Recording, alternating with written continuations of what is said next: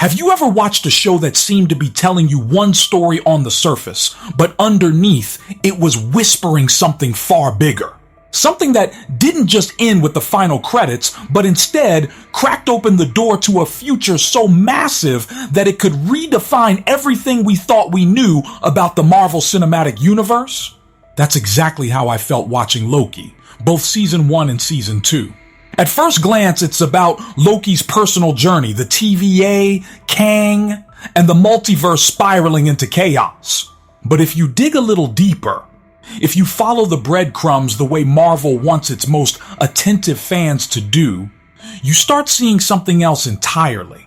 Subtle threads that don't just point to Kang or multiverse wars, but to one of the greatest comic book villains ever written.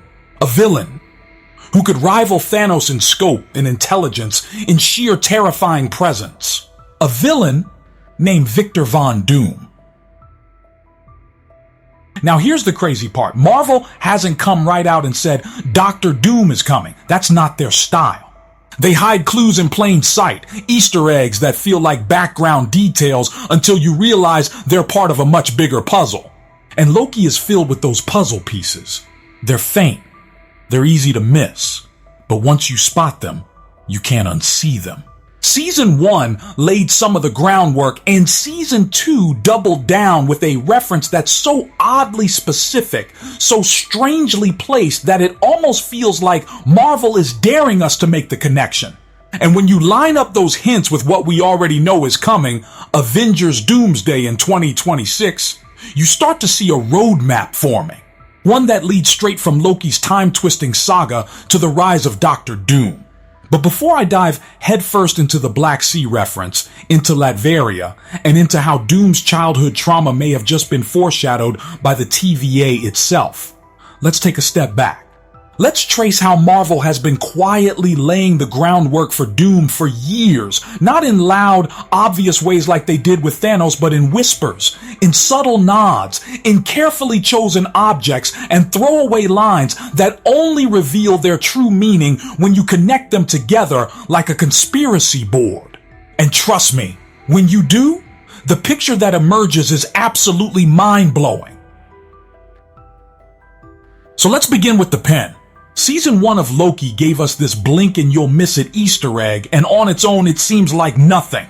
Renslayer's office, a pin on her desk, inscribed with Franklin D. Roosevelt High School. For most viewers, it was just a random detail, maybe a nod to some production designer's clever little addition. But Marvel doesn't do random. That school has deep ties in the comics to a character named Owen Reese, better known as Molecule Man. Now, if you're a casual MCU fan, you might be wondering, who is Molecule Man and why should we care? But if you're a comic reader, your eyes probably widened when you saw that pin. Because Molecule Man isn't just another background character. He is the linchpin of one of the most important Marvel storylines ever written, Secret Wars. And more specifically, the version of Secret Wars where Dr. Doom takes center stage. In the 2015 Secret Wars storyline, Doom harnesses Molecule Man's power to create an entire world, Battle World, where he rules as God Emperor Doom. He literally reshapes reality. He bends universes together. He plays God.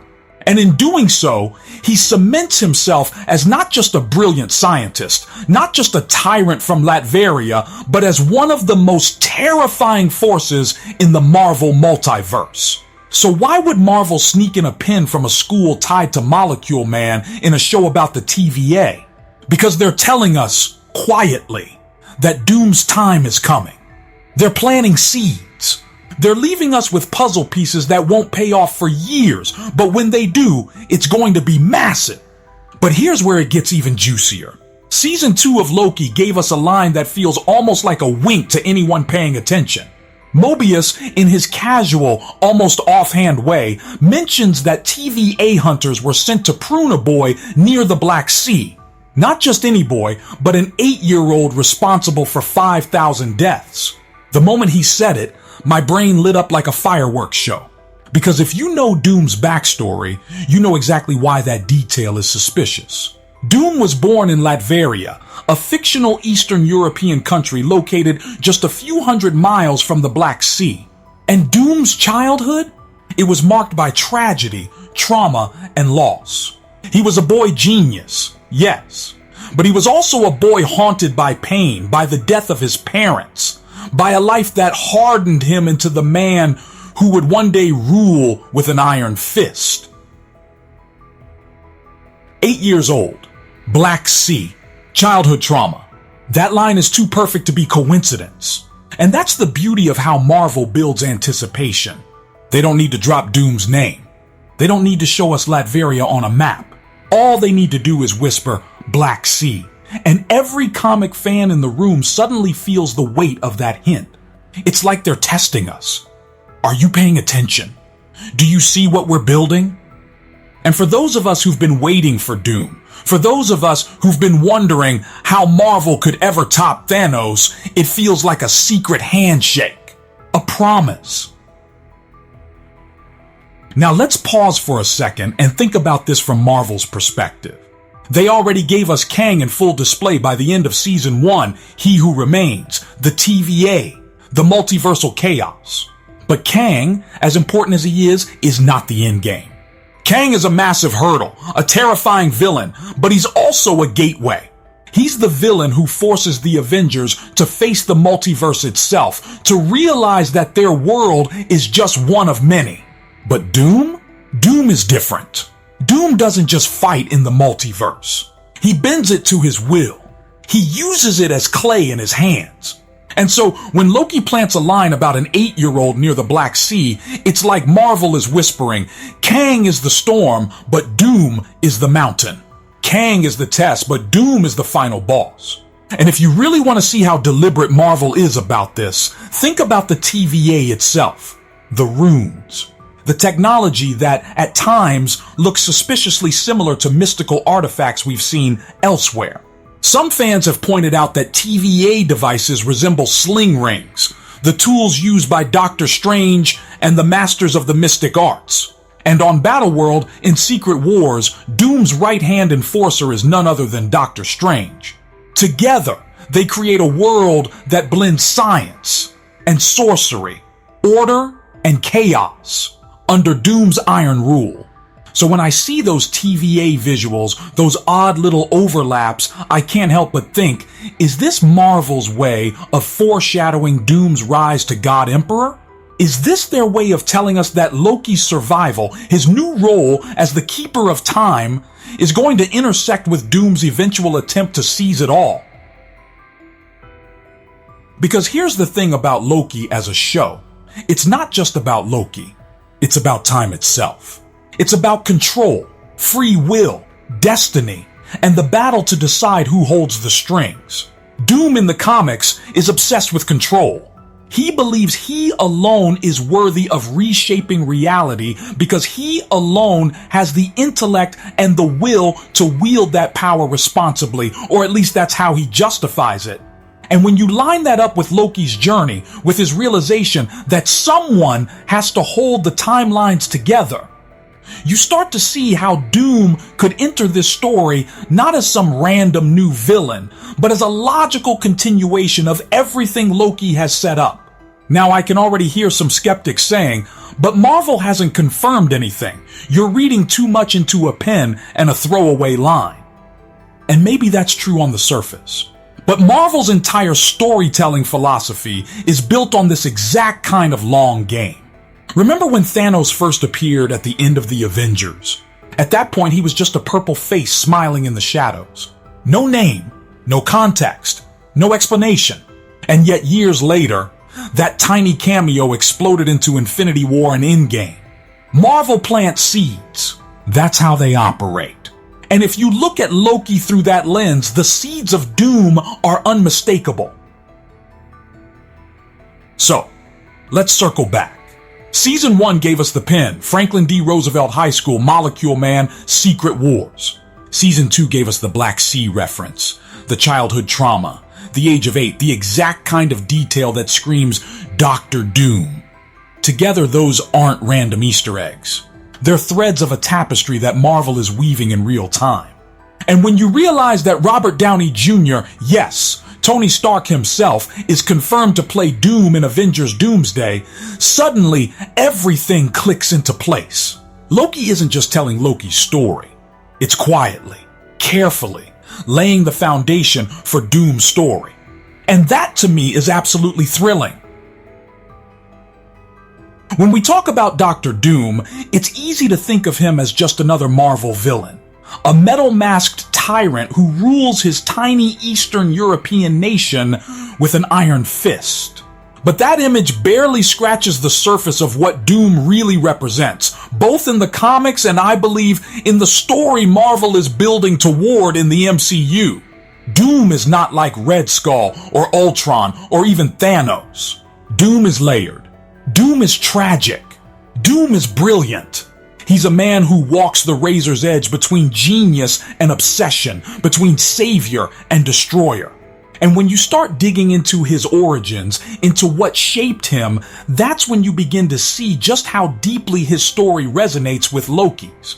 Because, in a strange way, Loki and Doom are reflections of each other, two men who were given pain instead of peace, who took tragedy and turned it into a drive to control the world around them.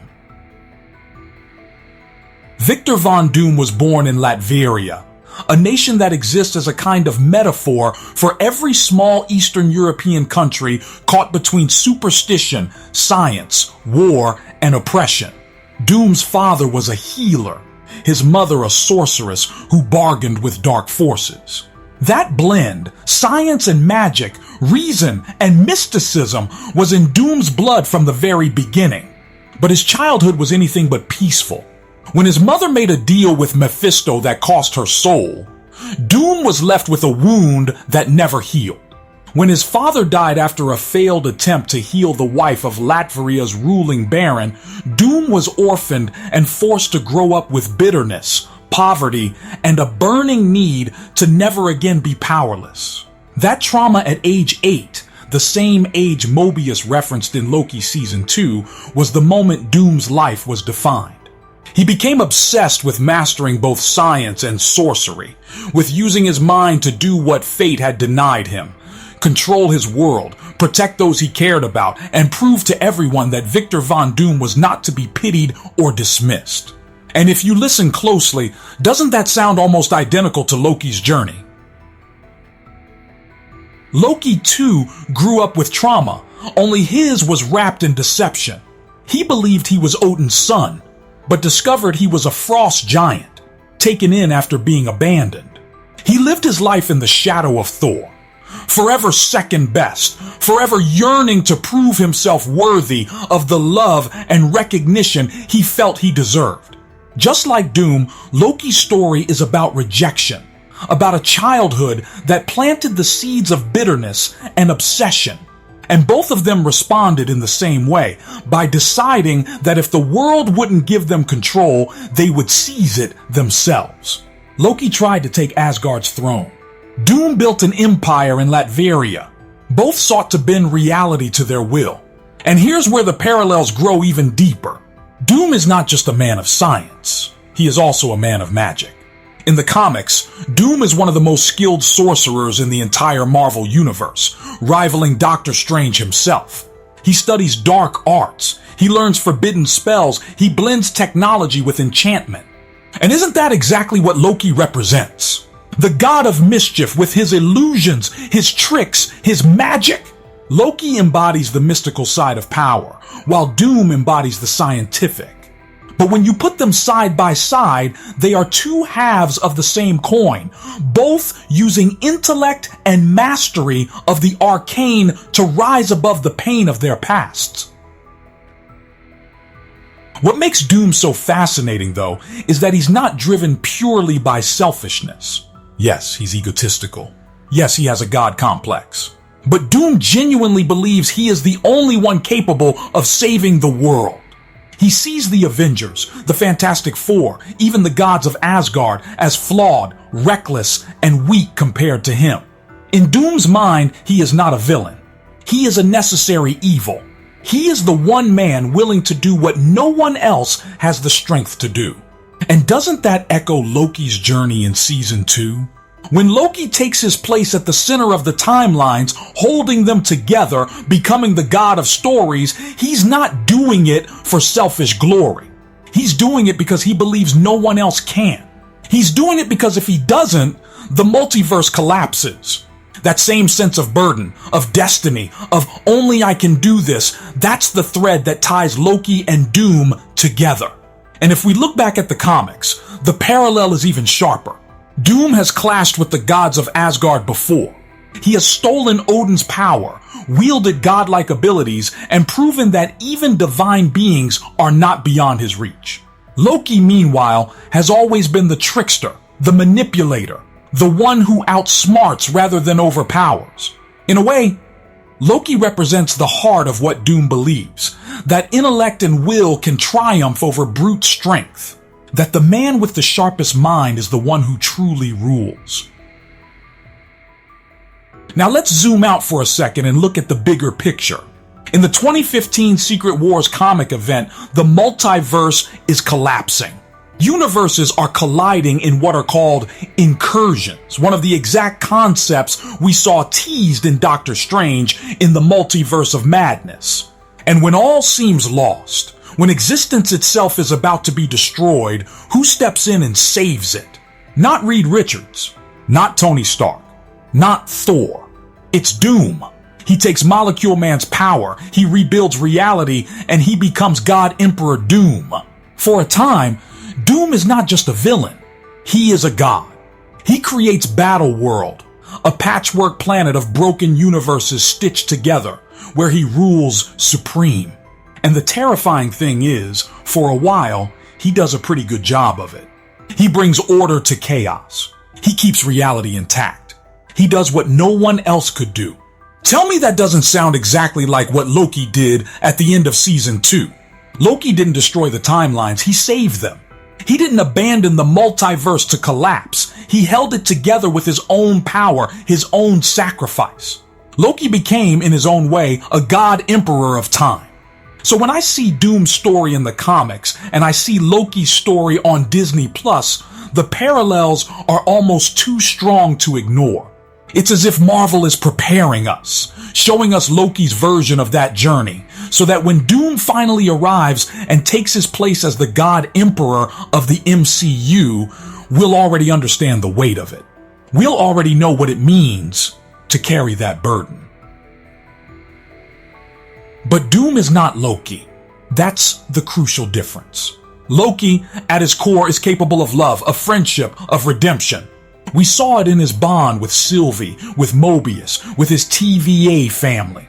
Loki may be mischievous, he may be selfish, but deep down, he wants to belong. Doom, on the other hand, cannot see beyond himself. Even when he saves the world, even when he rules with power and brilliance, it is always about Doom. He cannot accept that anyone else could possibly share in his destiny. That ego, that inability to share power, is what makes Doom dangerous in a way Loki never truly was. And here's where the MCU can do something truly extraordinary. By showing us Loki's path first, his rise from selfish trickster to selfless god, they are giving us a contrast. They are setting us up so that when Doom takes the stage, we'll see the dark mirror. We'll see the man who faced the same choices Loki did, but chose differently. Where Loki sacrificed, Doom hoarded. Where Loki cared, Doom rejected. Where Loki became the god of stories, Doom became the tyrant of Battle World. And that contrast will make Doom's eventual arrival not just epic, but deeply thematically powerful. Another fascinating layer is how both Loki and Doom wrestle with fate. Loki has always struggled with the idea of destiny, of being the villain in someone else's story. In season 1, the TVA literally tells him his role is to lose, to die, to serve as a stepping stone for others. That realization shatters him because it strips him of free will. Doom in the comics refuses to accept fate. He believes destiny is a lie, that only Doom writes Doom's story. He refuses to bow to gods, to demons, to cosmic beings, because in his mind, Doom is supreme.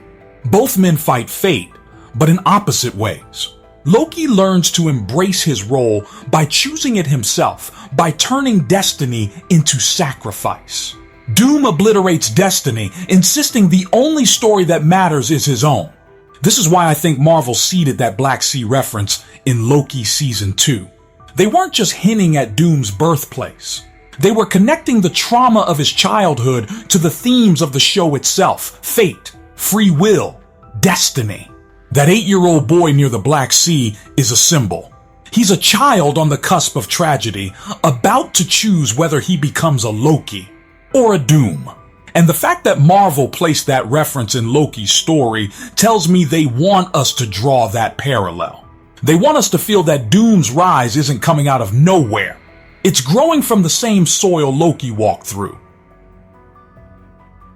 If we think ahead to Avengers Doomsday, imagine the emotional power of that contrast. Loki, who has chosen sacrifice, versus Doom, who has chosen control. Both standing as gods in their own right, both shaped by childhood trauma, both defined by the burden of power. That's not just a fight of superheroes versus a villain. That's a clash of philosophies. That's a story about what it means to hold power in your hands, whether you use it for yourself or for everyone else. And here's something else worth noting. Doom's obsession with combining science and magic has always been one of his defining traits. In the comics, he's built time machines, created alternate dimensions, stolen power from cosmic beings, and mastered sorcery to the point of summoning demons. In other words, Doom is the perfect villain for the multiverse saga because he is not limited to one realm of power.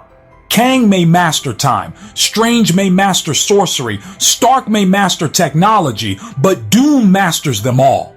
And isn't that exactly what Loki hinted at with the TVA? The blending of science and sorcery, the runes carved into technology, the strange fusion of magic and machinery.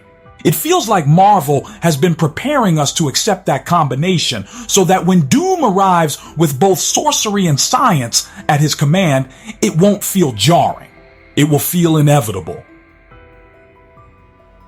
The more I think about it, the more it makes sense that Loki's show would carry the earliest hints of Doom. Loki is about time, about destiny, about gods and men and the struggle for control. Doom's story is about all of those things too, but twisted, darker, absolute. It's as if Loki is the prologue, the soft introduction, and Doom will be the main event. And when Doom finally takes the stage, we'll already have the vocabulary to understand him because we learned it through Loki. If Loki is the prologue and Doom is the main event, then the question we have to ask is, where does this all lead? What is Marvel building toward with these whispers, these clues, these carefully planted references? Because if we've learned anything from over a decade of MCU storytelling, it's that nothing is ever random. The smallest detail today can explode into the biggest payoff tomorrow. And with Avengers Doomsday on the horizon, set for December 2026, it's becoming clearer than ever that Marvel is weaving Doom into the fabric of its grand design. Think back to how the Infinity Saga was built. We didn't meet Thanos right away. We got hints, glimpses, a post-credit smile, references to the Tesseract, mentions of balance, and stones scattered across multiple films. It wasn't until years later that he finally stepped out of the shadows and became the central threat. Doom is following the same pattern, but in some ways, it's even more intricate. Where Thanos was teased in cosmic corners, Doom is being seeded in the places where philosophy, power, and destiny collide. Loki, with its TVA and its questions about fate, was the perfect starting point. And now, Marvel is slowly aligning all the dominoes for Doom's rise. Let's consider the Black Sea reference again. An 8-year-old boy, a mass tragedy, hesitation from Mobius to prune him. That detail doesn't just scream Dr. Doom's origin, it also tells us something deeper about Marvel's approach. They aren't simply introducing Doom as a villain who shows up one day, fully formed, masked, and armored. They're doing something much more patient, much more methodical. They're planting his roots in the MCU timeline itself. They're saying Doom's story doesn't begin when he meets the Fantastic Four. It doesn't begin when he dons his armor. It begins now. In the background of the TVA, in the whispers of agents pruning timelines, in the shadows of Eastern Europe. Doom's life has already intersected with the larger multiverse saga, and when he arrives, it won't feel like an intrusion. It will feel like destiny. If you line this up with what's already on Marvel's slate, the pieces start to connect. Fantastic Four is set to launch before Doomsday. That film will no doubt introduce Victor Von Doom. Maybe not in full God Emperor form, but certainly laying his foundations. We may see him as a rival to Reed Richards, as a man of unmatched brilliance and ambition. And then, when Doomsday hits, we'll see him fully realized. Not just as the ruler of Latveria, but as the villain who takes the multiverse by the throat. And who will understand him best? Who will recognize the burden of power, the temptation to rewrite reality? Loki. Because Loki has already walked that path. He knows what it's like to hold the timelines in your hands, to bear the crushing weight of countless lives. And when Doom steps onto the stage, when he seizes Molecule Man's power or exploits the chaos of incursions, Loki will see himself. He'll see the version of himself who chose differently. And that recognition will make their clash not just a battle of heroes and villains, but a confrontation of mirrors. Imagine the emotional power of that. Loki, sitting on his throne of branches, holding the multiverse together, forced to confront a man who believes he can do it better. Doom. Looking at Loki not as an enemy, but as an obstacle to the inevitability of his own supremacy. Both men born from childhood trauma, both shaped by loss, both obsessed with control.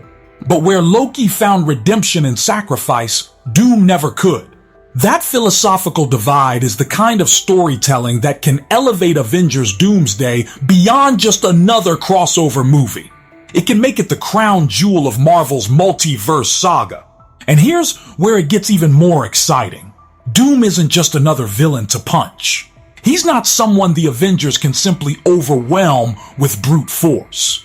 Doom's genius, his mastery of both science and magic, makes him a threat that requires more than strength.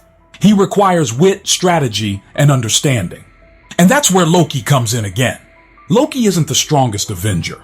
He's not the fastest or the bravest, but he is the cleverest.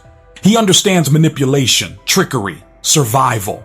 He understands the hunger for power because he's lived it himself. If anyone is uniquely positioned to see through Doom, to exploit the cracks in his armor, not the physical one, but the psychological one, it's Loki. Think about Doom's greatest weakness. It's not his armor or his sorcery or even his arrogance. It's his need to prove himself. Doom cannot stand the idea that someone else might surpass him. His rivalry with Reed Richards is proof of that. He will never accept Reed as his equal because in Doom's mind, Doom is supreme. Loki too once had that flaw. He could not stand to be second to Thor, could not bear to live in another's shadow. But Loki grew past it. Doom never has. And that's the fulcrum on which their stories turn. Loki represents growth, change, the ability to choose a different path. Doom represents stagnation, obsession, the refusal to evolve. So when Marvel eventually brings these two characters into the same narrative space, I think it will be one of the most thematically powerful confrontations we've ever seen in the MCU. It won't just be about saving the multiverse. It will be about the question of whether trauma defines you forever or whether you can rise above it. Loki has already answered that question for himself. Doom will answer it in his own way. And let's not forget the wider MCU. Incursions were teased in Doctor Strange in the Multiverse of Madness. Kang's variants have been splintering timelines left and right. The TVA is in shambles. All of this chaos is leading to one inevitable conclusion, a collapse that only someone like Doom could exploit. In the comics, Doom doesn't just arrive at the end of Secret Wars by accident. He manipulates events, positions himself perfectly, and when the multiverse collapses, he seizes the opportunity to become God Emperor. I wouldn't be surprised if the MCU does something similar. Kang may be the immediate threat, the storm we have to weather, but Doom will be the one waiting behind it, ready to take the wreckage and crown himself ruler. And here's where I circle back to Loki. Loki didn't just survive his series, he ascended. He became something new, something beyond the trickster, beyond the villain, beyond even the anti-hero. He became the god of stories, the keeper of time. That position makes him unique in the MCU. He's not an Avenger. He's not a sorcerer. He's not a scientist. He's something else entirely. He sits outside the story, holding it together, watching it unfold. And that makes him the one character who can look Doom in the eye and say, I understand what you're trying to do. I've been there, but you're wrong. Imagine that moment. Imagine Loki, the redeemed trickster facing Doom, the irredeemable tyrant, both standing as gods of their own making. That's not just cinema. That's myth. That's the kind of storytelling that elevates comic book movies into something timeless. Now, of course, we know casting plays a huge role in all of this. The fact that Robert Downey Jr., the face of the MCU for over a decade, is confirmed to play Doom in Avengers Doomsday is nothing short of brilliant. It's meta, it's layered, it's symbolic. Tony Stark was the man who sacrificed everything to save the universe in Endgame. Doom, played by the same actor, will be the man who tries to seize everything for himself. That duality alone is genius. But it also adds another layer to the Loki connection, because Loki was there when Stark sacrificed himself. Loki saw the man who gave everything to stop Thanos. And now to face a man with that same face, corrupted, twisted into doom, will be a haunting echo of the past. It's storytelling on multiple levels, both within the universe and beyond it. And here's the thing. Doom isn't a one-movie villain. Just like Thanos, he's a presence that can stretch across multiple films, multiple phases. Avengers. Doomsday may be his coronation, but it won't be his end. Doom's shadow will loom large over the MCU for years, perhaps even beyond the multiverse saga. Because Doom isn't just a villain you defeat. He's an idea. He's the embodiment of unchecked genius, of unyielding control, of the belief that one man can reshape the world in his own image. That idea never truly dies. And that's why Loki's role is so important. Because Loki isn't just there to fight Doom, he's there to remind us that there's another way. That pain doesn't have to turn you into a tyrant. That destiny doesn't have to trap you forever. So when I look back at Loki seasons 1 and 2, at the pen from Franklin D. Roosevelt High School, at the Black Sea reference, at the TVA's strange blend of science and magic, I don't see random Easter eggs. I see Marvel quietly, patiently, setting the stage for Doom. I see a tapestry being woven, one that stretches from Loki's trauma to Doom's trauma, from Loki's sacrifice to Doom's obsession, from Loki's ascension to Doom's tyranny. And I cannot wait to see those threads collide on the big screen. Because when Doom finally arrives, it won't just be about spectacle. It won't just be about another villain to punch. It will be about story, about fate, about whether men defined by tragedy can rise above it or whether they become prisoners of it. And that's the kind of story Marvel tells best when it's firing on all cylinders. So here's my theory. Loki's journey as the god of stories is not the end of his arc. It's the setup for the greatest challenge he's ever faced.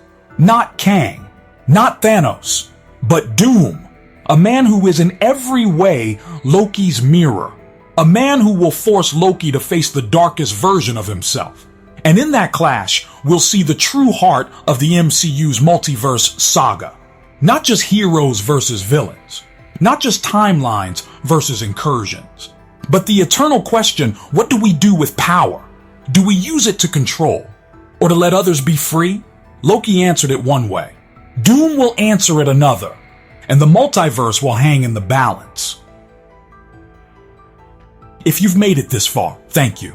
I hope you enjoyed this deep dive into how Loki has been quietly planting the seeds for Doom's arrival, and how Doom's comic history weaves so perfectly into Loki's journey. If you love this theory and want to see more breakdowns like this, make sure to hit that like button, subscribe to the channel, and share this video with your fellow Marvel fans. And if you want to go the extra mile to support our work directly, consider dropping a $25 super chat. It helps us keep diving deep, connecting the dots, and bringing you the biggest theories before they hit the mainstream. Because just like Loki, we're all storytellers here. And the story of Doom? It's only just beginning.